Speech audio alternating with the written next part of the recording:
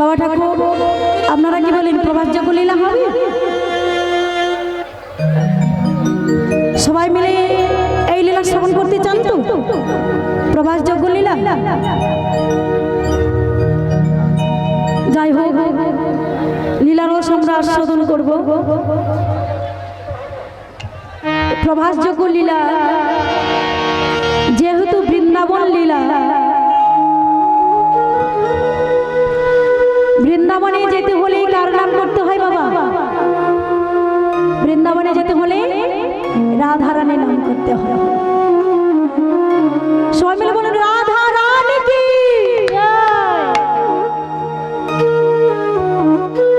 রাধা রানী কি,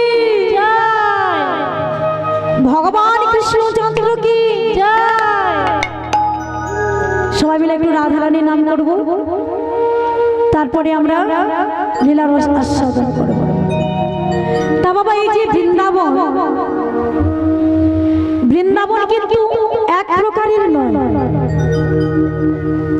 বৃন্দাবন এক প্রকারের নয়, বৃন্দাবন হলো তিন প্রকারের বৃন্দাবন।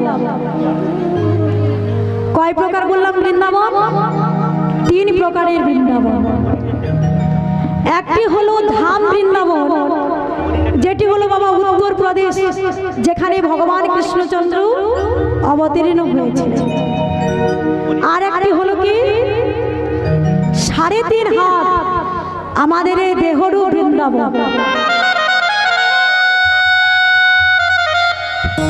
আর একটি হলো কি নাম বৃন্দাবন, যেখানে আপনারা বসে আজকে সবাই নাম শ্রবণ করছে। তাই বৃন্দাবন হলো তিন প্রকারের বৃন্দাবন। যেহেতু আমরা বৃন্দাবনে প্রবেশ করছি, আর ওই বৃন্দাবনে যেতে হলে, হ্যাঁ গো মা, এখন কি আমরা বৃন্দাবনে যেতে পারবো? পারবো? তবে কিসে করে যাব বাবা?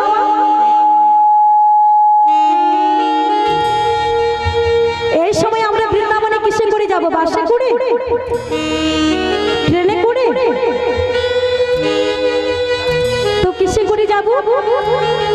আমরা সবাই আজকে মনের রথে করে বৃন্দাবনে যাব। বৃন্দাবনে যাব আর বদনে কি বলবো? রাধা রানী কি, রাধা রানী কি, রাধা রানী কি। এবার শুধু রাধা রানীকে ডাকলে হবে না, মাকে ডেকেছি একটু বাবাকেও ডাকতে হয়। কারণ কি বাবা? শাস্ত্রে বলেছে ভজ ভজ নিতাই ভজ, নিতাই ভজলে গৌর পাবে। ভজ ভজ মাতা ভজ, মাতা ভজলে কাকে পাবো? পিতা পাবো। হ্যাঁ গো মা, একটা বাচ্চা ছেলে যদি বাবার কাছে গিয়ে বলে সারা শরীরে পায়খানা মেখে, যদি বাবার কাছে গিয়ে বলে বাবা আমার শরীর হতে পায়খানাটা ধৌত করে দাও, বাবা দেবেন না? দেবেন। কখন দেবেন? আগে দেখবেন তার মা আছে কি। যদি মা না থাকে তখন বাবা কি করে? পায়খানাটাকে ধৌত করে দেয়। কারণ কি? মা আমার একমাত্র মা পারে সন্তানের সর্বদেহ হতে ময়লা আবর্জনা দূর করতে। কি বাবা? একটা বাচ্চা ছেলে যদি বাবার কাছে গিয়ে বলে বাবা আমাকে একটা বাইক কিনে দাও, আমি কলেজে যাব, বাবা দেবে? সহজে কিন্তু দেবে না। এবার মা যদি গিয়ে বলে শোনো না, ছেলেটা কলেজে যেতে পারছে না, একটা বাইক কিনে দাও না, তখন মায়ের কথা শুনে বাবা কি করে? বাইকটা কিনে দেয়। কারণ কি বাবা? বাবা আমার কার প্রেমে আবদ্ধ? মায়ের প্রেমে আবদ্ধ। রাধা রানী কার প্রেমে আবদ্ধ? কৃষ্ণের প্রেমে আবদ্ধ। তাই শুধু মাকে ডাকলে হবে না, সঙ্গে একটু বাবাকেও ডাকতে হবে। ভগবান কৃষ্ণচন্দ্র কি, ভগবান কৃষ্ণচন্দ্র কি। হ্যাঁ, বাহুটা নামালে হবে না, মানে অ্যান্টেনাটা একটু তুলে ধরে রাখতে হবে, না হলে কানেকশন ঠিক হবে না। একটু তুলে রাখতে হবে, কষ্ট হয়তো একটু হবে, কিন্তু কর্মে আমরা অনেক কষ্ট করি, একটু ভগবানের জন্য করতে পারবো না বাবা? সবাই পারবেন তাই তো? সবাই মিলে বলে স্বামী কবি না তোমাধি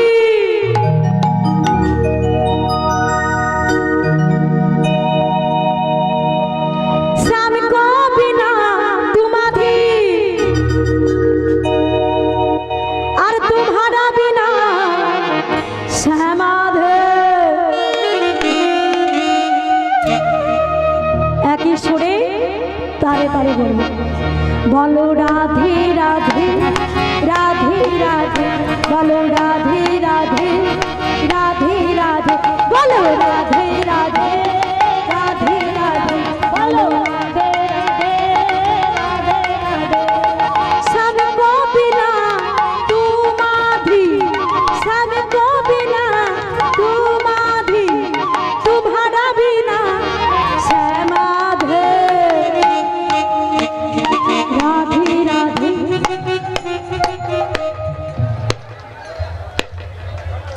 বলি মায়েরা সেবা হয়েছে? আচ্ছা কাদের কাদের সেবা হয়নি একটু হাত তুলুন দেখি। মাত্রই কয়েকজনের সেবা হয়নি, বাকিদের হয়েছে। তাহলে মা সেবা যদি হয়ে থাকে ভলিউম কেন বেরোচ্ছে না? মানে ভলিউমটা কোনো পেটে আছে, কণ্ঠদেশে আসেনি। রাধা রানী কি বলো রাধে রাধে রাধে রাধে বলো রাধে রাধে রাধে রাধে বলো রাধে রাধে রাধে রাধে বলো রাধে রাধে রাধে রাধে।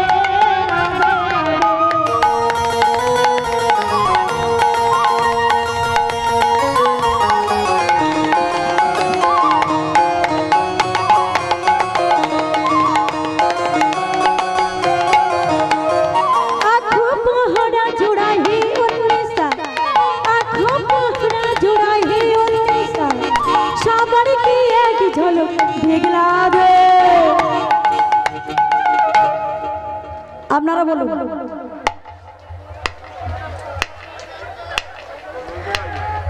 করতালিটা হচ্ছে, তবে রেডিমেড ভালো হচ্ছে না। মানে তেঁতুল ঝাড়ার মতো আগে আর পরে একসঙ্গে আর হচ্ছে না। একটু উঠে বাহু তুলে বলুন তো, জোরসে বলুন।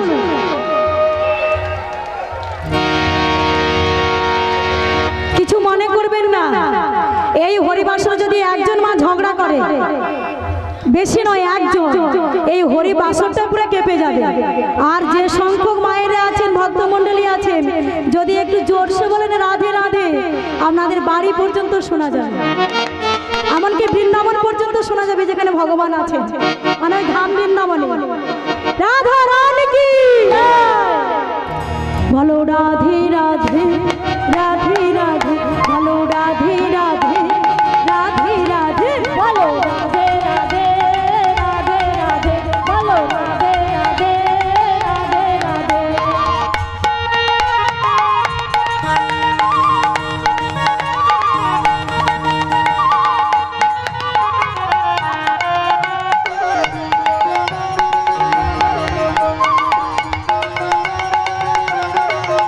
देखो साबर की रंग में लाग मेरा घूंघट पायल में नाच। ओ सामरे के रंग में राजी ओ मैं तो घुंघरू पायल में बाजी। देखो साबर की रंग में लाग मेरा घूंघट पायल में नाच। ओ मैं तो सामरे के रंग में राजी ओ मैं तो घुंघरू पायल में बाजी। दशनी सुर भाइयों यशोदा की लाला को भगवान कृष्ण चंद्र की भगवान कृष्ण चंद्र की दशनी सुर भाइयों यशोदा की लाला को मेरे हृदय की आवाज आठों पहरा जुड़ाई है उन्नीसा। ओ ये आठों कहरी तेरा है यंगे संग सावन की एक झलक दिखला दो। বৃন্দাবনে প্রবেশ করব, জোরসে বলতে হবে। মানে তাই ভগবান কৃষ্ণচন্দ্র রাধা রানীকে একটু জানিয়ে দিন যে আমরা আছি। বলো রাধে রাধে রাধে রাধে, বলো রাধে রাধে রাধে রাধে, বলো রাধে রাধে জয় শ্রী বলো, প্রেম সে বলো, জয় শ্রী বলো, প্রেম সে বলো। বলো রাধে রাধে রাধে রাধে, বলো রাধে রাধে রাধে রাধে, বলো রাধে রাধে রাধে রাধে, বলো রাধে রাধে রাধে। রাধে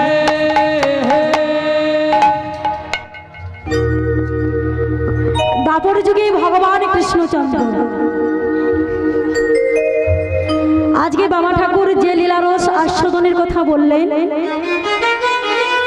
প্রভাসযোগ্য লীলা, যে লীলা ছিল দাপর যুগের শেষ লীলা।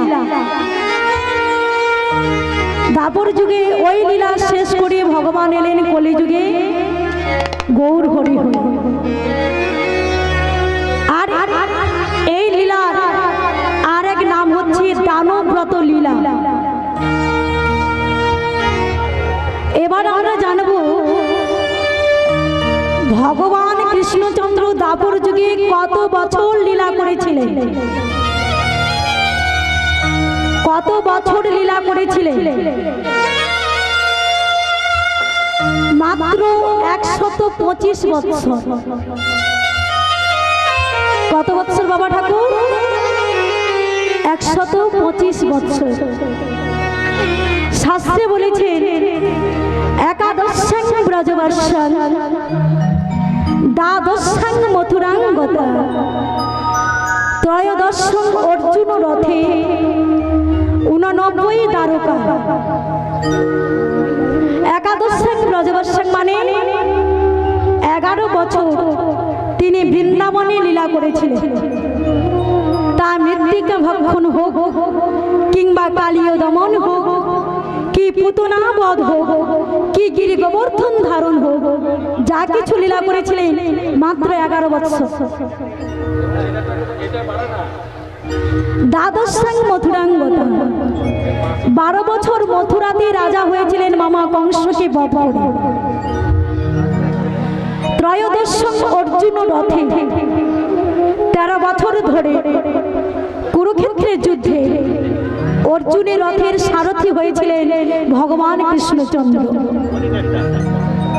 89 দ্বারকায় 89 বছর তিনি দ্বারকাতে দ্বারকার রাজা হয়ে দ্বারকার লীলা করেছিলেন।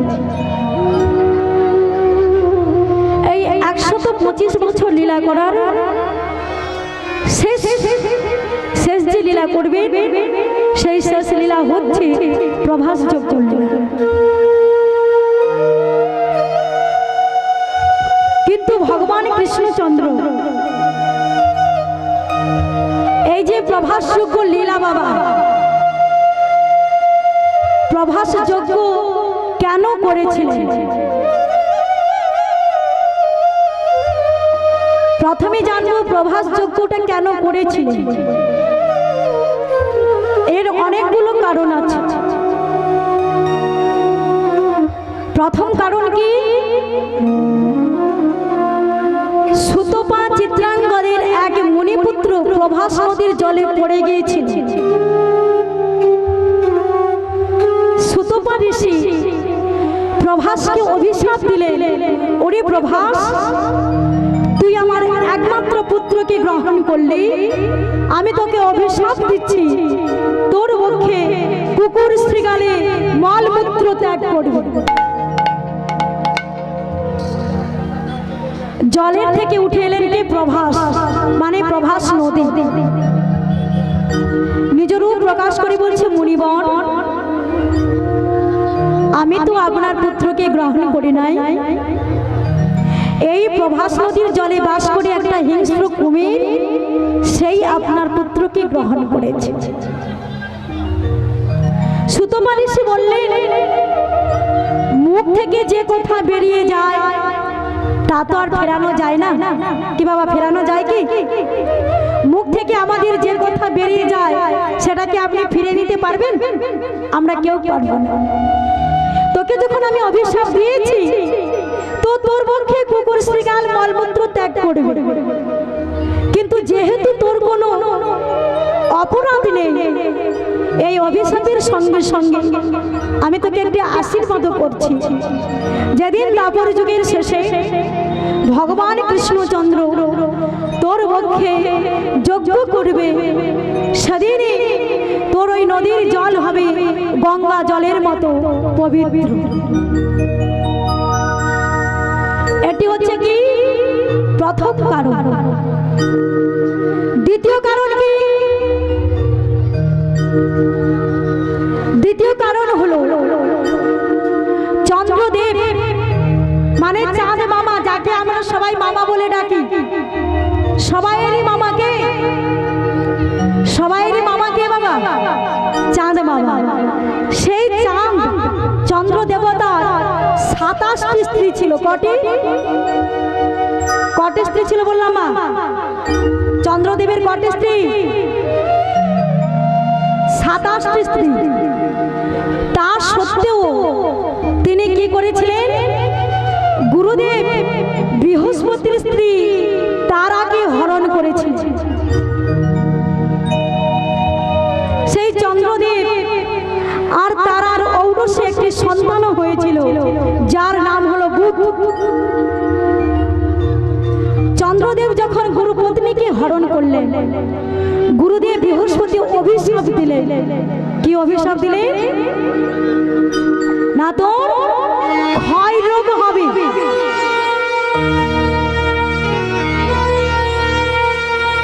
যখন অভিশাপ দিলেন যে তোর ক্ষয় রোগ হবে, স্বামীকে ক্ষয় রোগ থেকে বাঁচানোর জন্য চন্দ্রদেবের কটি স্ত্রী? 27টি স্ত্রী। কার কাছে গিয়েছে বাবা?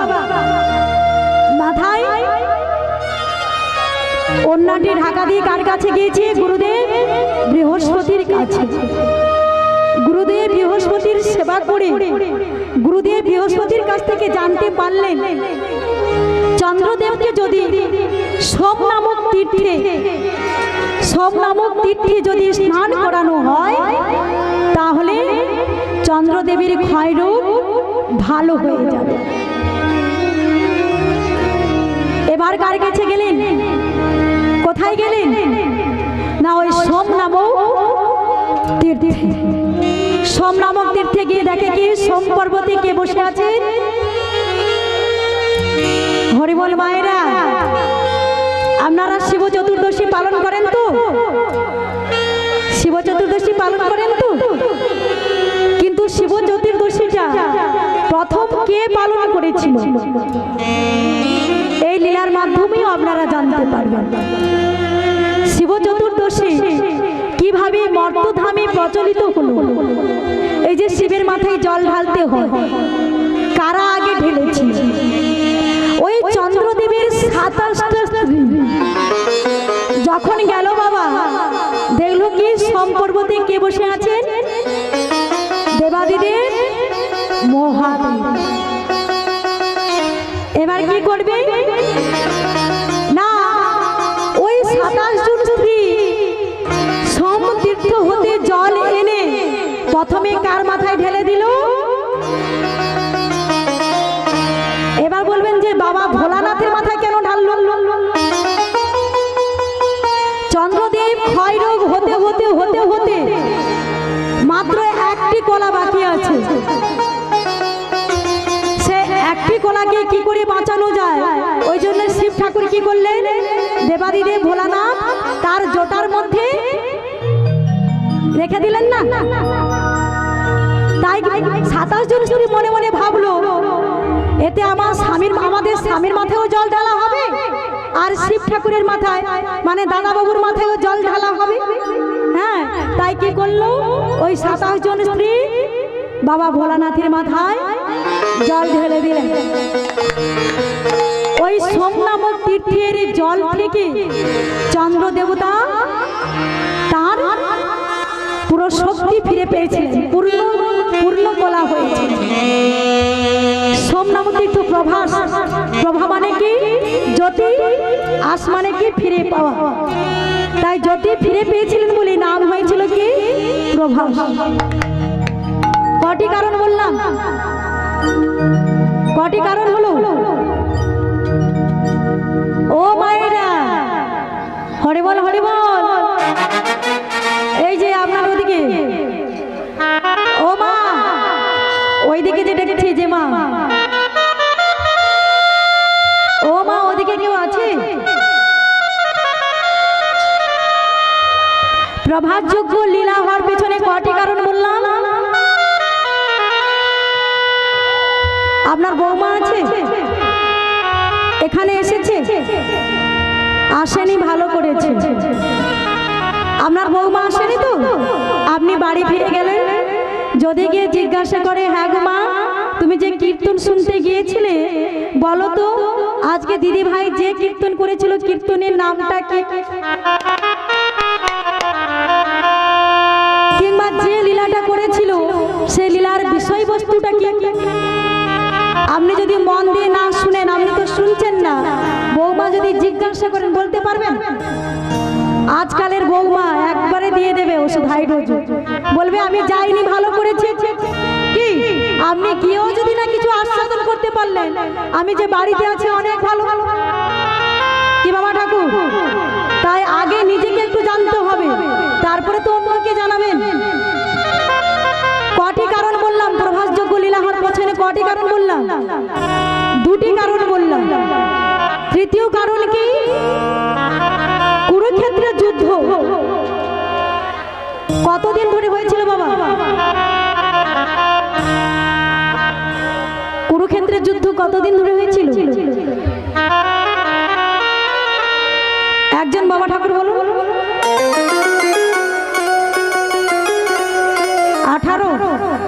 18 দিন। রানী গান্ধারী মনে মনে চিন্তা করলেন কুরুক্ষেত্রের যুদ্ধ আজকে 18 দিন, আমার 100 পুত্র কুরুক্ষেত্রের যুদ্ধ করতে গিয়েছে,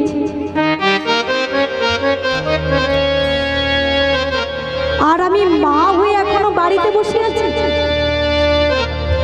আমি কেমন মা যে আমার পুত্ররা যুদ্ধ করতে গিয়েছে আর আমি মা হয়ে শান্তিতে বসে আছি? আমি যাব আমার পুত্রদের কাছে,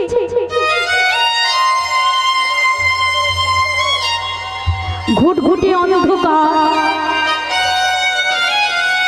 পাকে পা দেখা যাচ্ছে না। রানী গান্ধারী হাতে একটি মশালে জ্বালিয়ে নিয়ে কুরুক্ষেত্রের রণাঙ্গনে চলেছে, কুরুক্ষেত্রে যাচ্ছে, আর বদনে চিৎকার করে ডাকছে দুর্যোধন, দুর্যোধন।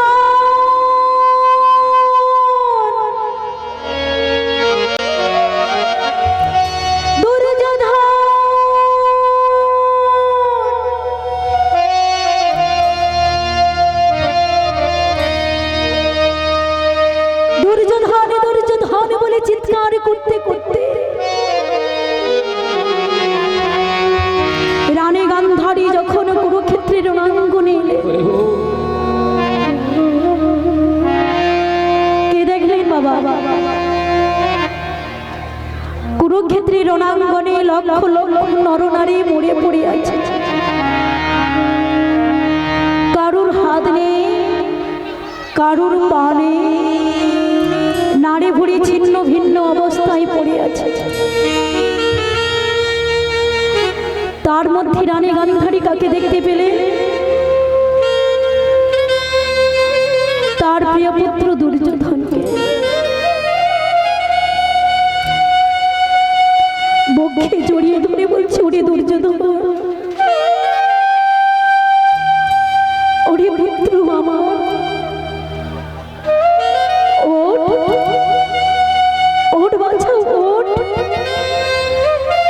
উঠে একবার আমাকে মা মা বলে ডাক। তোর মতো বীর সৈন্য কেন এই কুরুক্ষেত্রে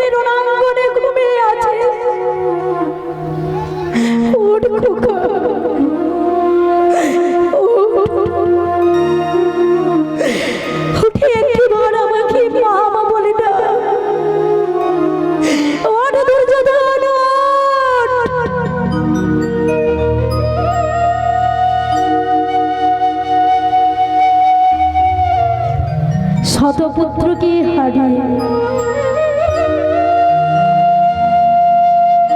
পুত্র হারা বেদনায় যখন মা গান্ধারী পুত্র পুত্র বলে কাঁদছে, পিছনে দাঁড়িয়ে আছে কে? পিছনে পিছনে দাঁড়িয়ে আছেন কে? পঞ্চজন্য শঙ্খ হাতে নিয়ে দাঁড়িয়ে আছে কে? ভগবান কৃষ্ণচন্দ্র। রানী গান্ধারী যখন তার পুত্রদেরকে হারিয়ে কাঁদছেন, ভগবান কৃষ্ণচন্দ্র তখন পিছনে দাঁড়িয়ে খিলখিল করে হাসছে। রানী গান্ধারীর আগে বলে উঠলেন, কে তুই মূর্খ?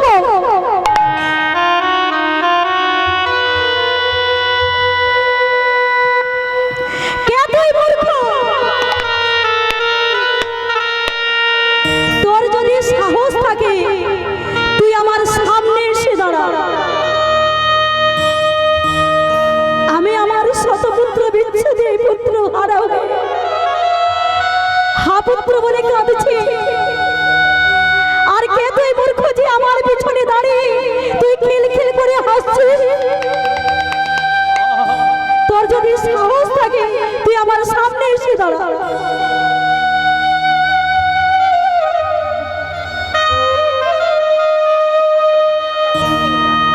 ভগবান বললেন, মা গো,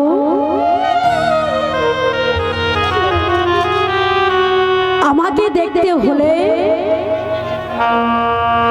দিনের এই সূর্যের আলোতে দেখা যাবে না। দেখা যাবে কি? আমাকে দেখতে হলে রাত্রিতে হ্যালোজেনের লাইটে দেখা যাবে না। আমাকে দেখতে হলে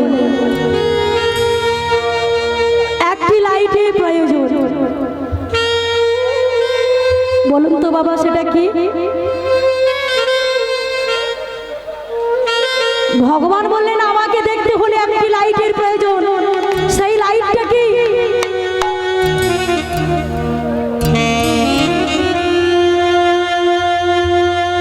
আমি যদি জ্ঞান লাইট, জ্ঞানের আলো দান করি, তবেই তুমি আমাকে দেখতে পাবে। মা,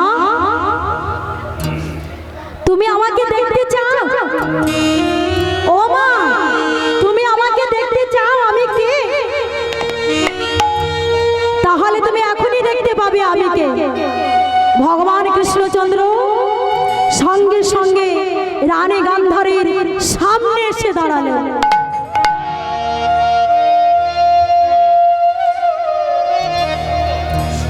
কৃষ্ণ,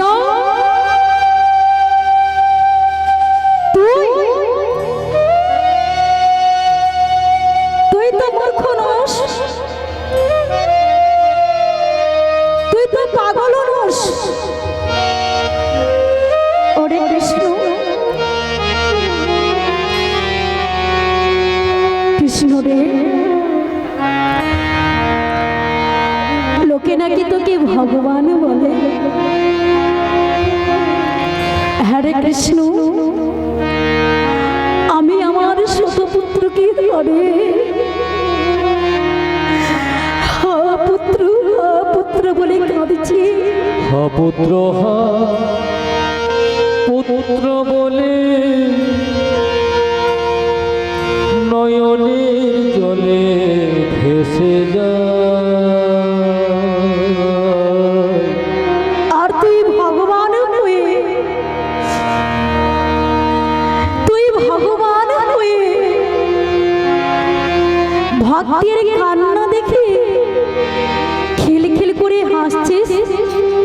বল না রে কৃষ্ণ, এ তোর কেমন বিচার? মাগো, এই কলিযুগে লক্ষ লক্ষ মানুষ, এই কলিযুগে লক্ষ লক্ষ মানুষ বাবা, মুখে আমরা বলি এক, কি মা? মুখে বলি এক, কিন্তু কর্তব্যে কাজের বেলায় করি আর এক, তাই না? আমরা যেটা বলি সেটা কি করি? আজকে তুমি তোমার শতপুত্রকে হারিয়ে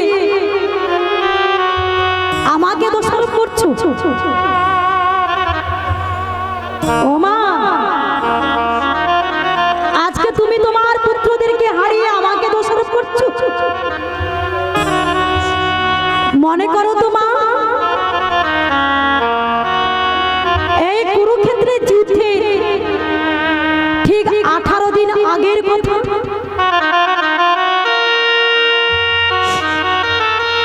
যখন তোমার প্রিয় পুত্র দুর্যোধন তোমার চরণে প্রণাম করে বলেছিল, মা গো আমাকে আশীর্বাদ করো, আমি যেন কুরুক্ষেত্রে যুদ্ধে জয়লাভ করতে পারি। তখন তুমি তোমার পুত্র দুর্যোধনের মাথায় হাত রেখে বলেছিলে,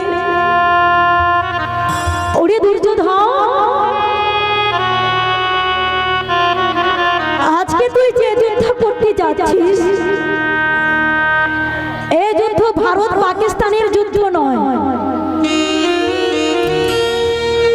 আজকে তুই যে যুদ্ধ করতে যাচ্ছিস এটা কারগিলের যুদ্ধ নয়। আজকে তুই যে যুদ্ধ করতে যাচ্ছিস এটা কোনো মানুষে মানুষে যুদ্ধ নয়, এটা কোনো সাম্প্রদায়িক যুদ্ধ নয়। এ যুদ্ধ কি যুদ্ধ? কি বাবা? এ যুদ্ধ হলো ধর্মযুদ্ধ।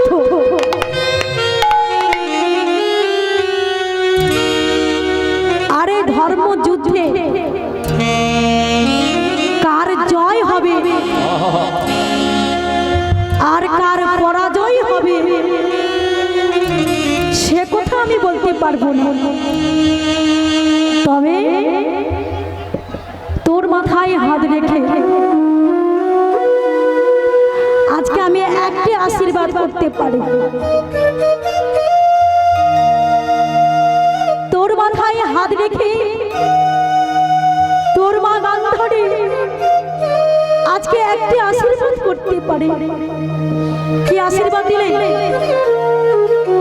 ধর্ম পক্ষের হবে জয়, ধর্ম পক্ষের হবে জয়, যে পক্ষে শ্রীকৃষ্ণ রায়, যে পক্ষে শ্রীকৃষ্ণ রায়। ধর্ম পক্ষের হবে জয়, যে পক্ষে শ্রীকৃষ্ণ রায়, ধর্ম পক্ষের হবে জয়, যে পক্ষে শ্রীকৃষ্ণ রায়। বিদায় গৌর প্রেমানন্দে হরি হরি বল। আমার ভগবান কৃষ্ণ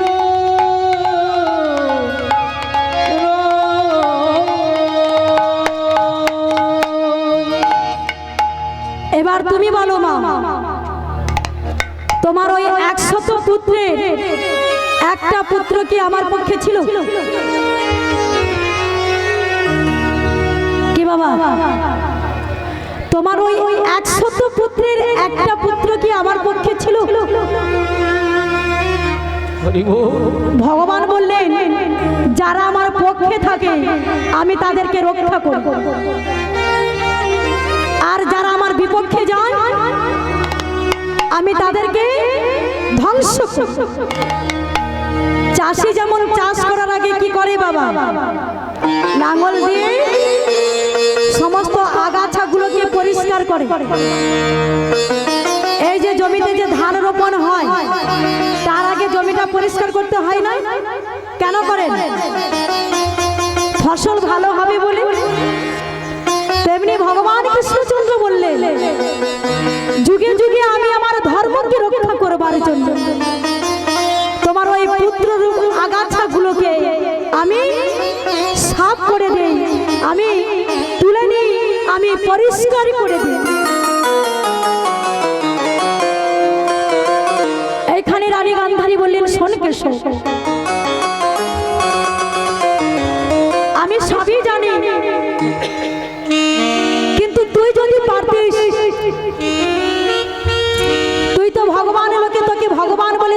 পারিস, তুই যদি মনে করতিস তাহলে এই কুরুক্ষেত্রের যুদ্ধ হতো না। তুই যদি পঞ্চ পাণ্ডবের পক্ষ থেকে যুদ্ধ না করতিস তাহলে পঞ্চ পাণ্ডব কি কুরুক্ষেত্রের যুদ্ধে জয়লাভ করতে পারতো? পারতো না। তুই যদি চেষ্টা করতিস, তুই ভাই ভাই রক্তপাত হতে দিতিস না, আজকে কুরুক্ষেত্রের মাঠ আজকে রক্তাক্ত হয়ে যেত না।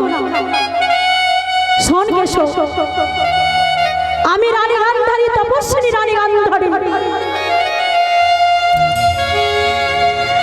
আমি যদি সত্যি তপস্যা করে থাকি, আমি যদি সত্যি কোনো সাধনা করে থাকি, হতে পারিস তুই ভগবান। লোকে তোকে ভগবান বলে। আজকে আমি তোকে অভিশাপ দিচ্ছি, তোর কারণে যেমন আমার এই কুরুবংশ নির্বংশ হয়ে গেল,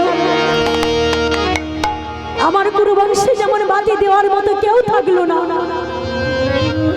তোকেও আমি অভিশাপ দিচ্ছি। তোর যদুবংশ নির্বংশ হবে, তোর যদুবংশ নির্বংশ হবে, তোর যদুবংশ নির্বংশ হবে।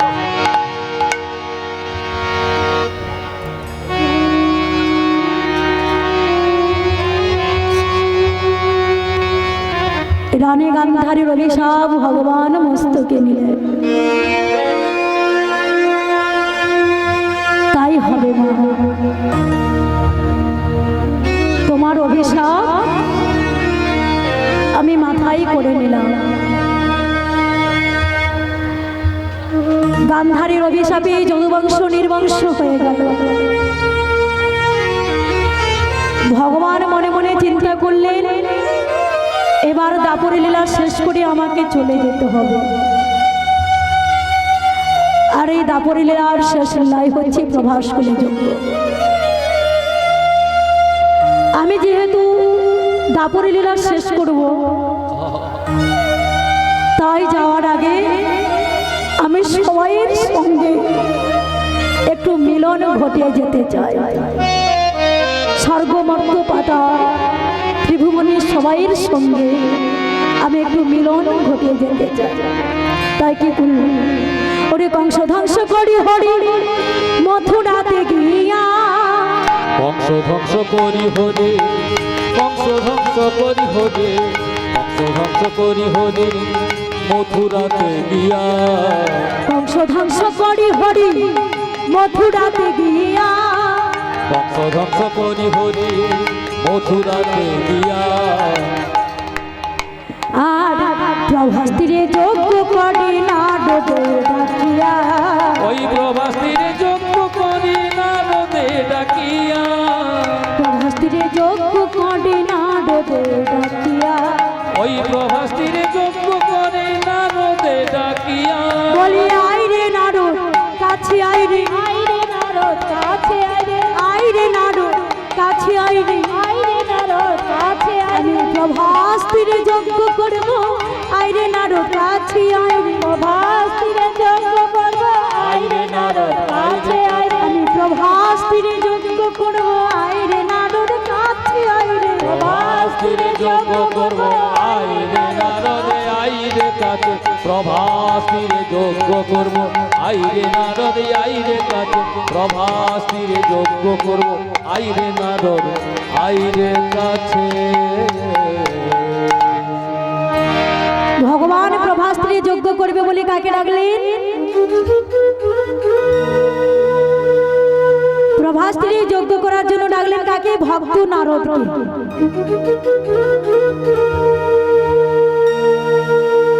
নারদকে ডেকে বলছি, নারদ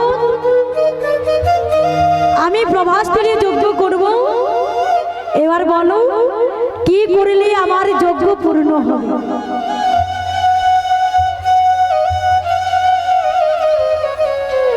নারদ বললেন, প্রভু আপনি তো নিজেই যজ্ঞেশ্বর, আপনি তো নিজেই যজ্ঞেশ্বর, আপনার যজ্ঞ পূর্ণ হবে।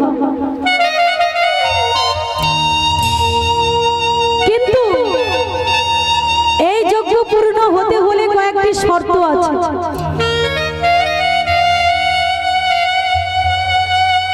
শর্ত বলে, হ্যাঁ, আমার প্রথম শর্ত হলো এই যোগী স্বর্গ মর্ত পাতাল ত্রিভুবনকে তোমাকে নেমন্তন্ন করতে হবে। ভগবান বললেন তথাস্তু, তাই করব। আমার দ্বিতীয় শর্ত হলো এই যজ্ঞের নাম থাকবে কি? দানব্রত যজ্ঞ। তোমাকে যে যা দান চাইবে তাই অকাতরে দিতে হবে। ভগবান বললেন আমি যজ্ঞ করব, সবাইকে পেট পুরে খাওয়াবো, আবার যে যা চাইবে দিতে হবে। বলে কেউ যদি ঘোড়া চায় দিতে হবে, কেউ যদি হাতি চায় দিতে হবে। ভগবান বলেন তাই দেব।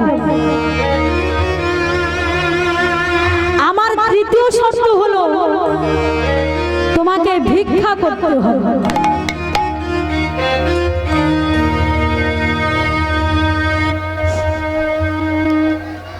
ভগবান বললেন যজ্ঞ করলে ভিক্ষা করতে হবে কি বাবা ঠাকুর? এই যে আজকে এখানে হরিনাম হচ্ছে, এত ভক্ত সেবা হচ্ছে, ভিক্ষা করেছে?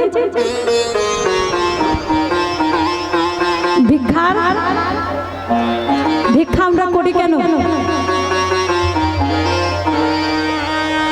বাবা? ভিক্ষা করি কেন?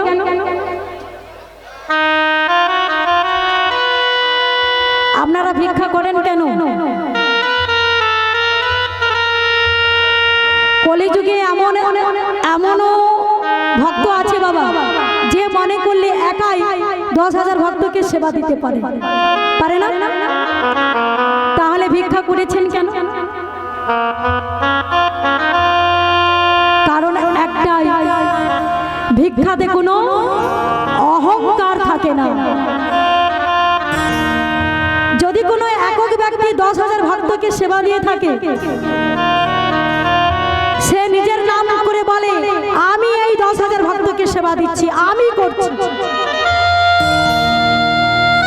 কি দাদা ভাই বলে না, অমুক বাবু, মধুসূদন বাবু 10,000 ভক্তকে একাই সেবা দিচ্ছে, মানে কি অহংকার প্রকাশ পাচ্ছে। এই যে আমি করেছি, আমি না থাকলে হতো না, এটাই হলো অহংকার। কিন্তু যদি আমরা সবাই মিলে ভিক্ষা করি, তখন বলি যে আমি করেছি, কি বলি? আমরা সবাই মিলে ভিক্ষা করেছি, ভিক্ষা করে আজকে ভক্ত সেবা দিচ্ছি। ভিক্ষাতে কোনো অহংকার থাকে না। ভগবান বলেন আমি ভিক্ষা করব।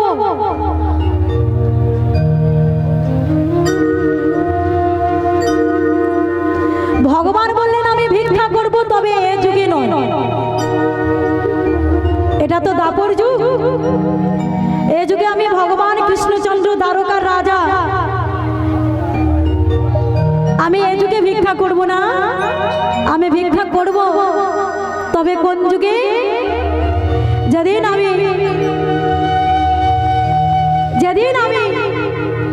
এই দাপর যুগ শেষ করে কোথায় যাব?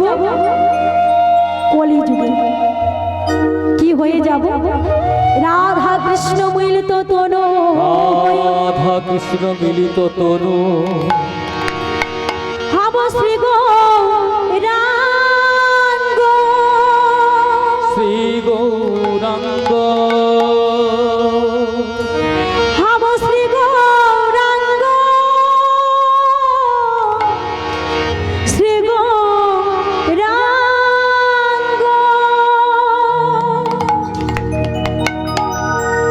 আমি নারদ ভিক্ষা আমি করব, তবে এই যুগে নয়। কোন যুগে জানো? কোন দিন জানো? কোন দিন ভিক্ষা করব জানো? একজনের বাড়িতে নয়, প্রতি জীবের দাঁড়ে দাঁড়িয়ে গিয়ে আমি স্কন্ধে ভিক্ষার ঝুলি নিয়ে ভিক্ষা করব। তবে সেদিনটি একটু বাকি আছে। কোন দিন করবো জানো? যেদিন আমি নদিয়া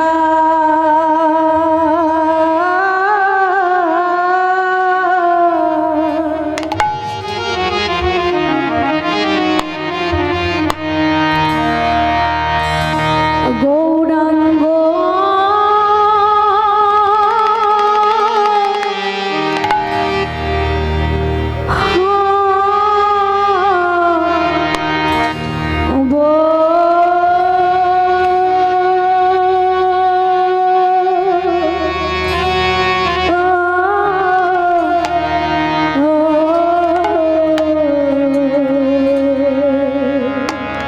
আমি নদিয়া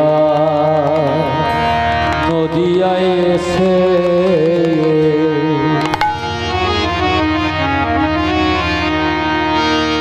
আমি গৌরাঙ্গ ও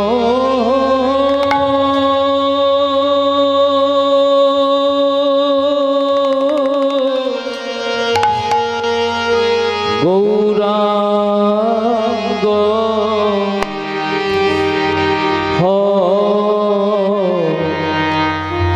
হব গো ও ও ও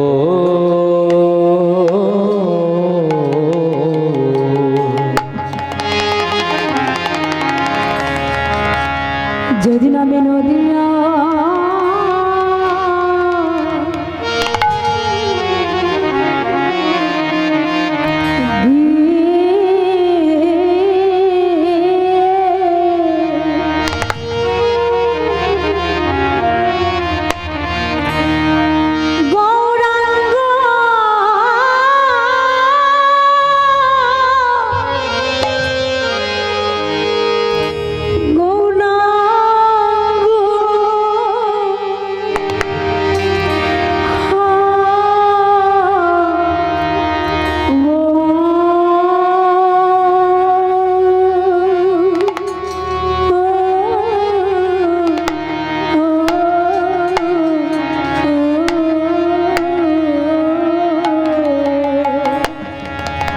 আমি নদিয়া নদিয়ায় এসে আমি গৌরাঙ্গ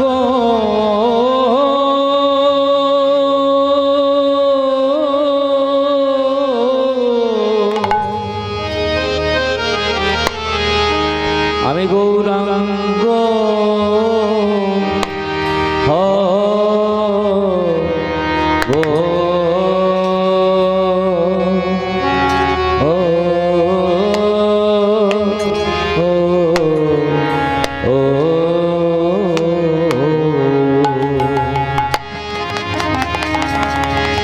সেদিন নারী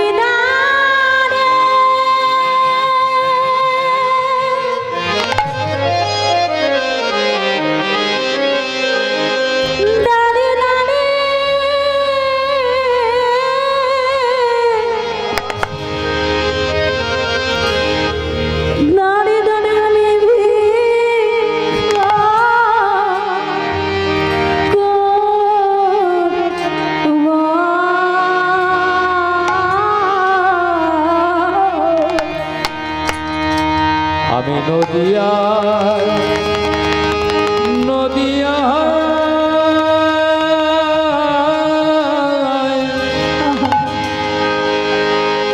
আমার গোড়ারে গোড়া নদিয়ায় এসে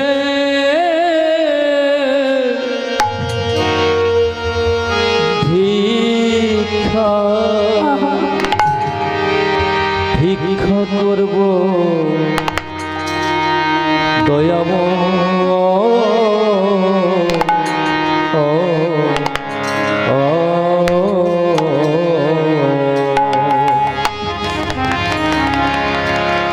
আমি কলি জীবে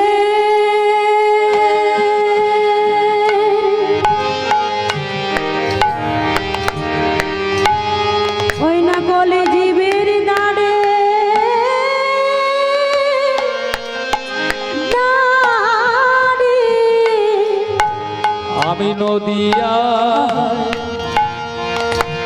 নদিয়ায় এসে ভিক্ষে করব আমি কলি জীবের দাঁড়ে দাঁড়ে সেদিন ভিক্ষা করব। আমি নদিয়ায় এসে ভিক্ষে করব আমার কালো বরণ আমি সেদিন ঘুচাইব। আমি নদিয়ায় এসে ভিক্ষে করব আমার কালো বরণ আমি এই না ঘুচাইব। আমি নদিয়ায় এসে ভিক্ষা করব আমি কালো বরণ আমি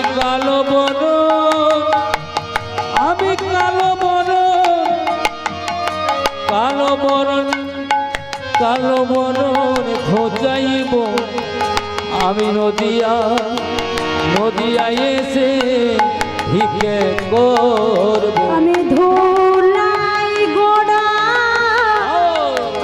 গড়ি যাব। আমি নদিয়ায় এসে ভিক্ষে করব আমি ধুলাই গোড়া গড়ি যাব।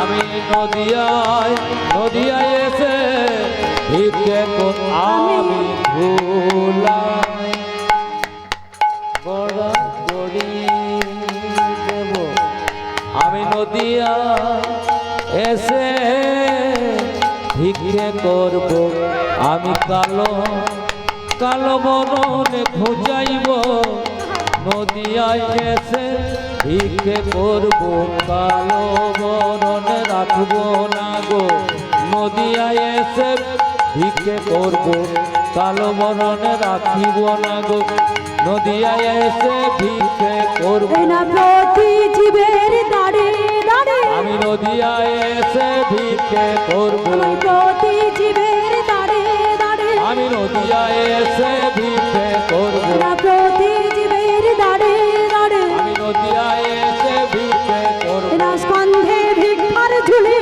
নে আমি নদিয়ায় এসে ভিক্ষে করব স্কন্ধে ভিক্ষার ঝুলি নে আমি নদিয়ায় এসে ভিক্ষা আমি গঙ্গে ভিক্ষার ঝুলি নেব নদিয়ায় এসে ভিক্ষে করব গঙ্গে ভিক্ষার ঝুলি নেব নদিয়ায় এসে ভিক্ষে আমি কাঁদে ভিক্ষার ঝুলি নেব জয় গৌর প্রেমানন্দে হরি হরি বল। গঙ্গে ভিক্ষার ঝুলি নেব নদিয়ায় এসে ভিক্ষে করব যেদিন আমি নদিয়ায় গিয়ে আমি ভিক্ষে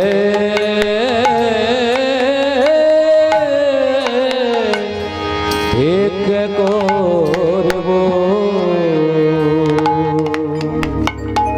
কলিযুগে মহাপ্রভু ভিক্ষা করেছিলেন বাবা। কলিযুগের মহাপ্রভু ভিক্ষা করেছিলেন তো একবার নয় কিন্তু 3 বার ভিক্ষা করেছিলেন 3 বার। কলিযুগের মহাপ্রভু 3 বার ভিক্ষা করেছিলেন একবার করেননি।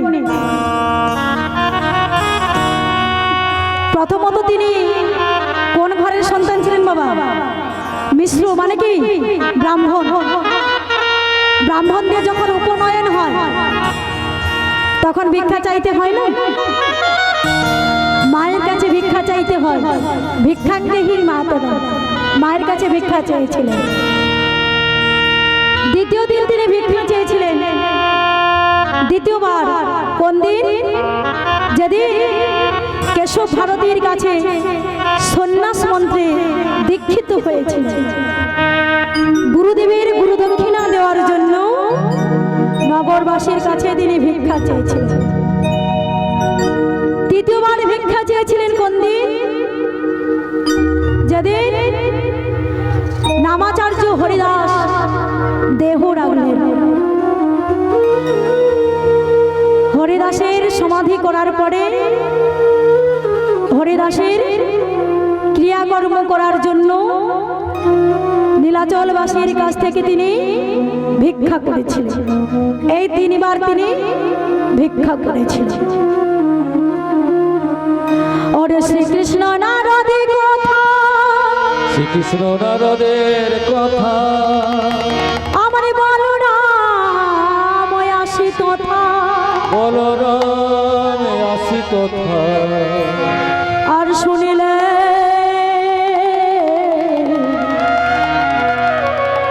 যজ্ঞের বিবরণ।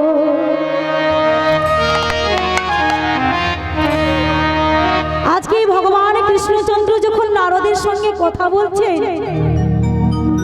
যে কিভাবে তার যজ্ঞ সম্পূর্ণ হবে, সেই সময় এসে দাঁড়ালেন কে? বলরাম, বলভদ্র। ভগবান কৃষ্ণচন্দ্রের কে হয়? বলরাম। কে গো মা? দাদা। এমন সময় গেলেন রোহিণ নন্দন বলরাম।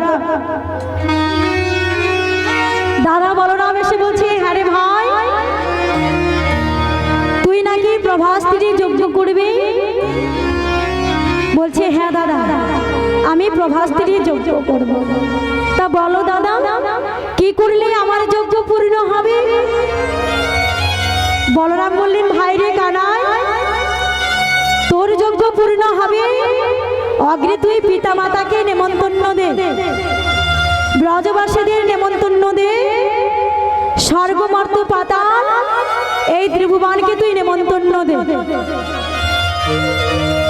ভগবান বললেন, দাদা গো, আমি বৃন্দাবনে সবাইকে নেমন্তন্ন দেব, বৃন্দাবনে সবাইকে নেমন্ত্রণ দেব, কিন্তু মাতা যশোমতী আর পিতা নন্দকে আমি নেমন্তন্ন দেব না। বলরাম বলছে, হ্যাঁ রে কানাই, তুই সবাইকে নেমন্তন্ন দেবে, মাতা যশোমতী আর পিতা নন্দকে নেমন্তন্ন দেবে না? নারদ বলছে, দয়াময় প্রভু, কেন? পিতামাতা তোমার কাছে কি অপরাধ করেছে যে তুমি পিতামাতাকে নেমন্তন্ন দেবে না? তখন ভগবান কৃষ্ণচন্দ্র কাঁদতে কাঁদতে বলছি, নারদ, আমি কেন পিতামাতাকে নেমন্তন্ন দেব না? কি জন্য দিতে চাইছি না তুমি শুনবে? তাহলে শুনবে। ওরে বাল্যকালে আমি নারদ, ওরে বড়ই চঞ্চল ছিলাম, বাল্যকালে আমি নারদ বড়ই চঞ্চল ছিলাম, বাল্যকালে আমি নারদ বড়ই চঞ্চল ছিলাম। ওই বাল্যকালে আমি নারদ বড়ই চঞ্চল ছিলাম। এবার আপনারা বলুন, গোপাল বাল্যকালে কি করত? ভগবান কৃষ্ণচন্দ্র গোপাল তো, সেই গোপাল ছোটবেলায় কি করত? বড়ই চঞ্চল ছিল, আর কি করত? ব্রজ গোপীর ঘাটে চুরি করে খেতাম, আরে নারদ চুরি করে খেতাম, আরে নারদ চুরি করে খেতাম। ওই ব্রজ গোপীর দানে দানে চুরি করে খেতাম, ওরে নারদ চুরি করে খেতাম। নারদ মাঝে আমায় বেঁধেছিল, ওই মাঝে আমায় বেঁধেছিল, মাঝি আমায় বেঁধেছিল নারদ মাঝে আমায় বেঁধেছিল ওই নাকি ছাড়ানো বনের লেগে মাঝি আমায় বেঁধেছিল ওই কি ছাড়ানো পনির লেগে মাঝে আমায় বেঁধেছিল ওই না গাভীর ছানো দড়ি দিয়ে বলে মাঝে আমায় বেঁধেছিল ওই না গাভীর ছানো দড়ি দিয়ে বলে মাঝে আমায় বেঁধেছিল মাঝি আমায় বেঁধেছিল বলে মাঝে আমায় বেঁধেছিল এইবার বলুন মা নন্দরানীকে কৃষ্ণ কি বানতে পেরেছে?